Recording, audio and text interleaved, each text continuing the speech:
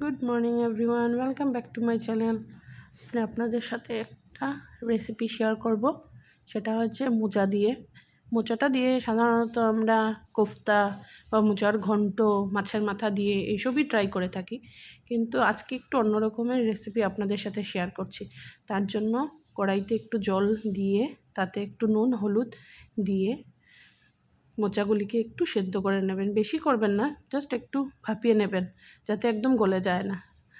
একটু সেদ্ধ হয়ে গেলে পরে তারপর সেগুলিকে তুলে রেখে দেবেন। তারপর একটা ব্যাটার বানাতে হবে। তার জন্য একটু রাইস ফ্লাওয়ার নিয়ে নেবেন আর একটু বেসন দেবেন, দিয়ে এটাতে হলুদ গুঁড়ো একটু লবণ দিয়ে আর এমনভাবে ব্যাটারটা বানাবেন যাতে ব্যাটারটা ঘন ঘন হয়। দেখেন একটু পাতলা হয়ে গেছে, তারপর আমি একটু মিক্স করেছিলাম। তারপর মোচাগুলিকে যে ফ্লাওয়ারের মতন যে থাকে না, ওইগুলিকে বড়া করে নেবেন। বেসনে ডুবিয়ে ডুবিয়ে সুন্দর করে ইপিট ইপিট করে লাল লাল করে ভেজে নেবেন। একটু শক্ত শক্ত করে ভাজবেন, কড়কড়া করে, তাইলে যাতে ঝুলে পড়লে পরে সেটা ভেঙে বা ছুটে যায় না আর কি। তার মতন সুন্দর করে ভেজে তুলে রেখে দেবেন। এটাকে আপনি শুধু শুধুও ডালের সাথে ফ্রাই হিসাবে খেতে পারবেন, খেতে অনেক টেস্টি হয়। ওইদিকে আরেকটা কড়াই বসিয়ে দিলাম, তাতে গোটা গরম মশলা আর আস্ত জিরে সম্বাস দিয়ে একটু ফুটতে দিলাম। আগুনটা কমিয়ে ওইদিকে একটা জলের মধ্যে একটু হলুদ গুঁড়ো, কাঁচামরিচ গুঁড়ো, জিরে গুঁড়ো, ধনে গুঁড়োটাকে ভালো করে মিক্স করে নিয়ে ওই ফোড়নের মধ্যে দিয়ে দিলাম, যাতে মশলাটা জ্বলে না যায়।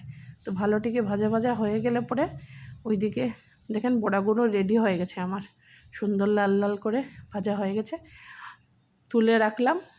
তারপর মশলাগুলি একটু ভালো ভালো করে ভাজা ভাজা হয়ে গেলে পরে তারপরে আলুটা কেটে রেখেছিলাম ওইটা দিয়ে দিলাম। আপনারা চাইলেন আলুটাকে আগে একটু ফ্রাই করে নিতে পারেন, আমি আলুটা ফ্রাই করি নাই, বেশি তেল ইউজ করতে চাই নাই, তাই আলুটা ওইটার মধ্যেই দিয়ে দিলাম। দিয়ে একটু জল দিয়ে ঢেকে দেখেন ভালো করে কষিয়ে নেবেন। দেখেন আলুটা সিদ্ধ হয়েছে নাকি? হ্যাঁ, আলুটা পুরো সিদ্ধ হয়ে গেছে। তাতে এখন আমি জল অ্যাড করব, যার যতটুক দরকার।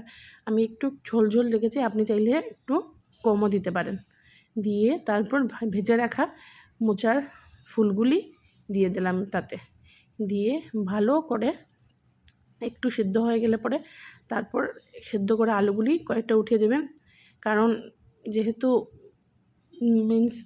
ঝোলটা একটু পাতলা, তো তাই আলুগুলি উঠিয়ে একটু ভালো করে ম্যাশ করে দিলে মানে গ্রেভিটা একটু থিকনেস আসবে, তাই উঠিয়ে আলুগুলো একটু ম্যাশ করে দিয়ে আর ঝোলের সাথে একটু মিক্স করে দিতাম, যাতে ঝুলে পড়ার পরে সেটা গোটা গোটা থাকে না, একসঙ্গে মিশে যায় ঝোলের সাথে।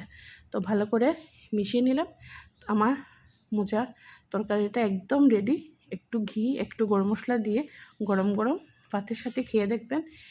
নিরামিষের দিনে এমনি আমরা চিন্তা করি কী রান্না করব, কী খাবো, একবার ট্রাই করে দেখবেন, খেতে অনেক টেস্টি হয়। Thanks for watching, bye bye.